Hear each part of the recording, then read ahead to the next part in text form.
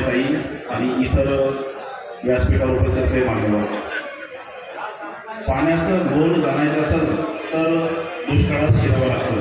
पाण्याचं मोल जाणायचं असेल तर दुष्काळात शिरावं लागतं. आणि शिवरायांना जाणायचं असेल तर महाराष्ट्राच्या भूमीमध्ये जन्म घ्यावा लागतो.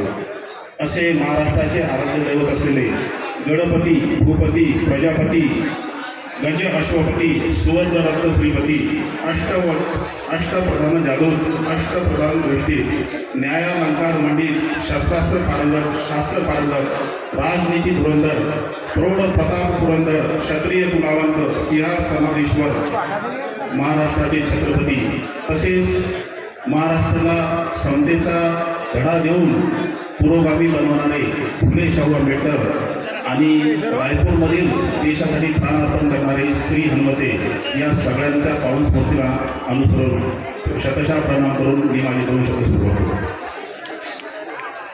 विद्यमान महाराष्ट्र शासनाने छत्रपती शिवाजी महाराज महाराजस्व समाधान शिबिर ही महत्त्वाकांक्षी योजना सुरू केलेली आहे. आणि या योजनेचं मूळ जर आपण इतिहासामध्ये शोधलं तर आपल्याला दिसून येतं की ही मूळ कल्पना आहे माँसाहेब जिजाऊ यांची. त्यांनी शिवाजी त्यांना छोटासा पुणेमध्ये त्यांना छोटासा परगणा भेटला होता. त्या ठिकाणी सर्वात प्रथम त्यांनी जनता दरबार सुरू केला. सामान्य शेतकरी असतील, महिला असतील, वृद्ध नागरिक, अपंग, दिव्यांग या सगळ्यांना त्या ठिकाणी मुक्त प्रवेश होता. त्या ठिकाणी सर्वांच्या समस्या जाणून घेतल्या जायच्या आणि तत्काळ त्याच ठिकाणी त्याचं समाधान काढलं जायचं. हीच कल्पना या महाशिबिरामागची आहे.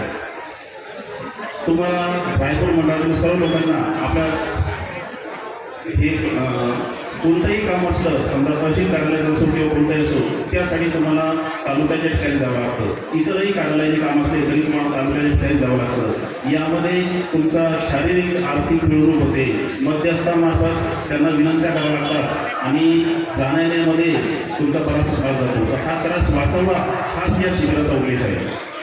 या ठिकाणी केवळ तहसील कार्यालयाचंच नाही तर पंचायत समिती असेल, तालुका कृषी अधिकारी असेल, भूमी अभिलेख असेल किंवा महिला व बालविकास अधिकारी कार्यालय, तालुक्याच्या ठिकाणी जे सर्व कार्यालय आहेत त्या सर्व कार्यालयाचे स्टॉल या ठिकाणी आपण लावले होते.